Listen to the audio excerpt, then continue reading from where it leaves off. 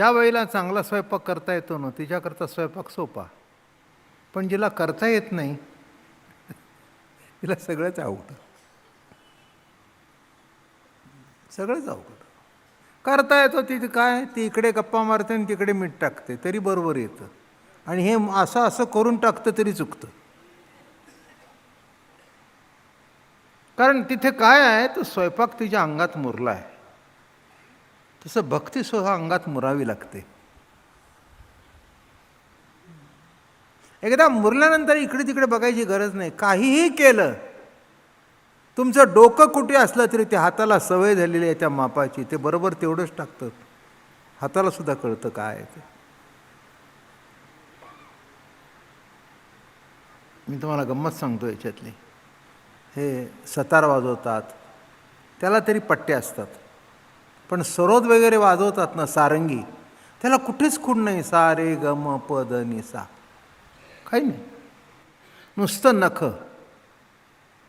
दिलरुबा, नुसतं असं असं असं नुसतं हात लावला. मी म्हटलं काय वाद आहे. मग चर्चा केली मी त्यांच्याशी. त्याच्यातला अर्थ असा निघाला की जसं इथे आपल्याला मेंदू आहे तयार, तसं साथ करून करून वाजून वाजून त्या बोटामध्ये सुद्धा मेंदू तयार होतो. बोटामध्ये सुद्धा जाणीव तयार होते, आणि त्याला बरोबर कळतं सा कुठे, रे कुठे, गम कुठे, म कुठे, कुमल कुठे, ऋषभ कर, आणि ती बोटं आपोआप चालतात. आणि तो डोळे झाकून वाजवत असतो. काय आश्चर्य आहे. आणि सारंगी जी वाजवतात ना, ते चांबड्याचं हे असते हो, त्याच्यावर वाजवतात. मी म्हटलं काय गंमत आहे, काय गंमत आहे. ही प्रभूची लीला अगाध आहे. इथे कसं येतं काही सांगता येत नाही. त्याचा हात बरोबर जातो, आणि आम्ही असं बघून सुद्धा जात नाही. त्यातला सा कळत नाही, काही कळत नाही, काही कळत नाही. किती आश्चर्य आहे. सतार आहे विशेष, पण कसं आहे, त्याला पट्ट्या आहेत. त्या सारंगीला पट्टी नाही आहे, सरोदला पट्टी नाही आहे. तो नुसता असं वाजवत असतो बरोबर बरोबर नखाने. आता मला सांगा काय वैशिष्ट्य आहे. तसं एक लक्षात आलं का, नखामध्ये तसं चैतन्य नाही आहे, बोटामध्ये आहे. बोटाला चिमटा घेतलं तर कळतं, पण नखाला चिमटा घेता येतो का? नाही घेता येत, तिथे कळत नाही. पण तो नखाने वाजवत असताना नखामध्ये सुद्धा जाणीव तयार होते, प्रतीती तयार होते. इतकी त्या नखाने त्या तारेची उपासना केली. माझं म्हणणं कळलं का? इतकी इतकी तयारी, इतकी तयारी. काय असं बोलता बोलता तो वाजवतो. मी म्हटलं काय गंमत आहे हो, अगाध आहे लीला प्रभूची. तसं जमलं तर अत्यंत सोपं. तसं भक्ती जे मनापासून करतात, आणि मनापासून होण्याकरता सुद्धा त्याचीच प्रार्थना करावी लागते. 9व्या अध्यायाचा शेवट करताना देव म्हणाले, अर्जुना तू मने मीची करी, माझ्या भजनी प्रेम धरी. माझं जरा डोकं असं उलटं कायम चालतं बरं का. नाही म्हटलं आम्हाला का सांगतोस, मनाचा मालक तूच आहेस, तर तूच आमचं मन तुझ्या चरणावर ठेव ना. पण पुजारी पूजा करतो, तो नोकरी म्हणून करतो.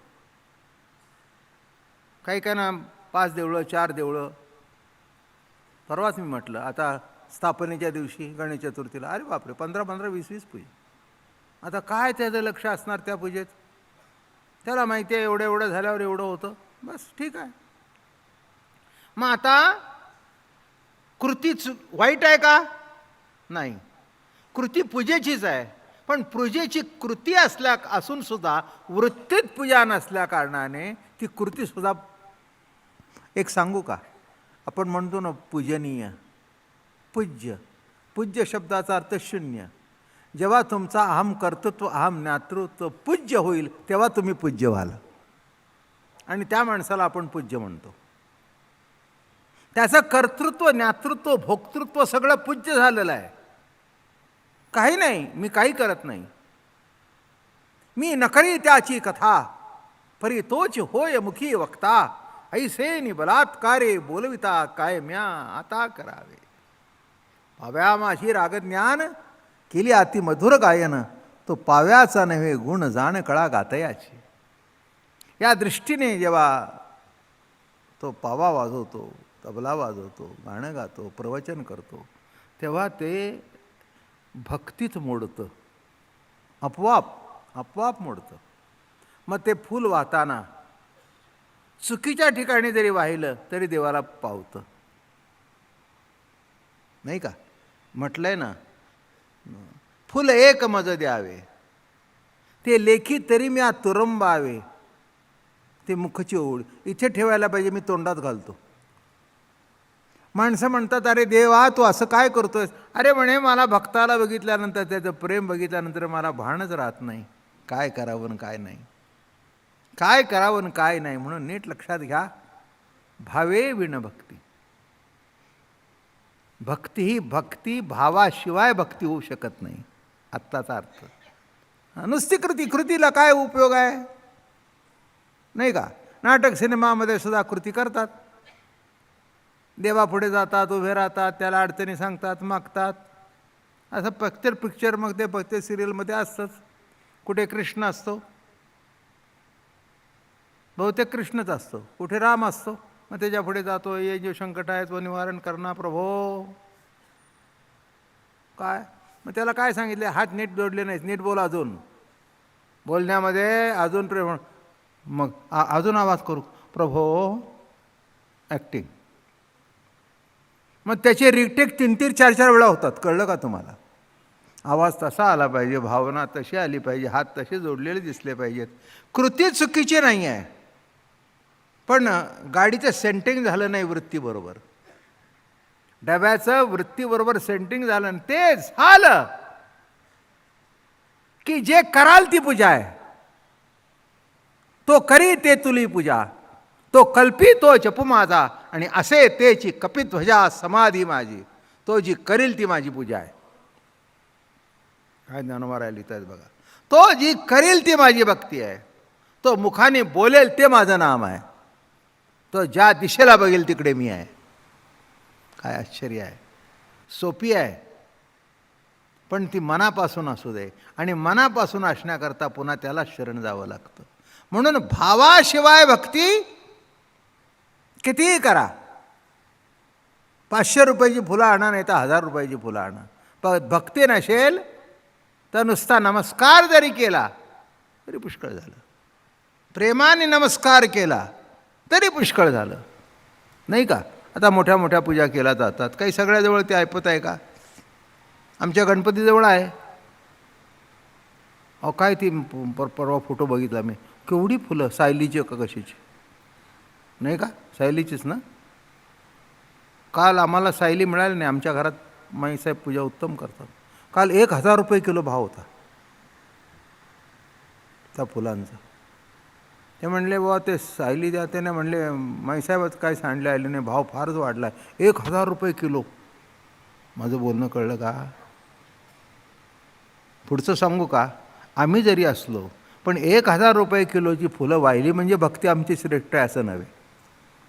मनोभावे नमस्कार केला प्रेमाने, तो महत्त्वाचा आहे, तो महत्त्वाचा आहे. शक्य आहे म्हणून आपण करतो, ज्याला अशक्य आहे त्याने काय करावं, नाही का? शक्य आहे त्यांना जमतं आहे, ज्याला अशक्य आहे त्याने काय करावं? त्याने नुसता हात जोडावं. पण कशाने? श्रद्धायुक्त अंतःकरणाने, प्रेमाने हात जोडले, देवाला पावलं, देवाला पावलं. हां, नाहीतर कशाची भक्ती? नुसतं म्हणायचं, काहीही त्या भक्तीमध्ये नाही आहे, कृती आहे. महाराज म्हणाले, का रूप वैसा माझा अथिलेपणे का गाजा, एक भाव नाही माझा तरी पाल्हाळते. रामकृष्ण नामे ही दोन्ही साजिरी, हृदय मंदिरी स्मराकारे, आपुली आपण करा सोडवण, संसार बंधन तोडावे. रामकृष्ण नामे ही दोन्ही साजिरी, हृदय मंदिरामध्ये स्मरा, आपुली आपण सोडून करून घ्या. हां, अहो रामकृष्ण म्हटल्यानंतर आपली आपण सोडून होते, आम्हाला करावी लागत नाही, आपली करून घ्या. काय अर्थ कळला का? अनुभव असेल तर बघा, आयुष्यभर जर नाम केलं तर शेवटी आम्ही सोडवायची गरज आहे का? आम्हाला नामच सोडवतं. आपुली आपण, आपुली आपण म्हणजे आपसुक. माझं म्हणणं कळलं का? आपसुक, काही बोलायची गरज आपसुक आपोआप आपोआप आपोआप जास्ती काही मुलाचा आवाज आईवर चढलेला होता, तितक्यात बापाचा जोडा आपोआप आवाज खाली. काय रे म्हणला. आई म्हणली काय रे ओढ ना. काही करावं लागलं नाही. ही शंख करून सांगत होती तर ऐकत नव्हता, आणि नुसता बापाच्या चपलीचा आवाज ऐकल्याबरोबर गप्प. तसं आयुष्यभर जर नाम घेतलं तर मन लावायची गरज नाही, मन लागलंच पाहिजे. आणि ते लावणं देवा तुझ्या हातात आहे आता. कारण का मनाचा भाग चंचल असणं हा मनाचा भाग आहे, पण ते एकाग्र करणं हे तुझ्या हातात आहे. तुझी कृपा नवता जाण साधका कदा नागवे मन तू तुष्टल्या जनार्दन मन पन म्हणा स्वय विसरे. काय होईल हे बघा. तुझी कृपा नवता जाण मन नेमस्थांचा नेम टाळी मन मळ्या माझी महाबळी करी रांगोळी धैर्याची. रांगोळी करून टाकते. भल्या भल्याने मन आवरायचा प्रयत्न केला पण ते आवरता आलं नाही. देवा तुझी कृपा नवता जाण. तुझी कृपा असल्याशिवाय, म्हणून भक्ती करण्याकरता सुद्धा त्याचीच कृपा लागते. म्हणून सुळावरील पोळी म्हटलं. एक लक्षात ठेवा, केवळ कृती म्हणजे भक्ती नव्हे. कृती आणि वृत्तीचं जेव्हा मिलन होतं तेव्हा ती कृतीचं रूपांतर भक्तीत होतं.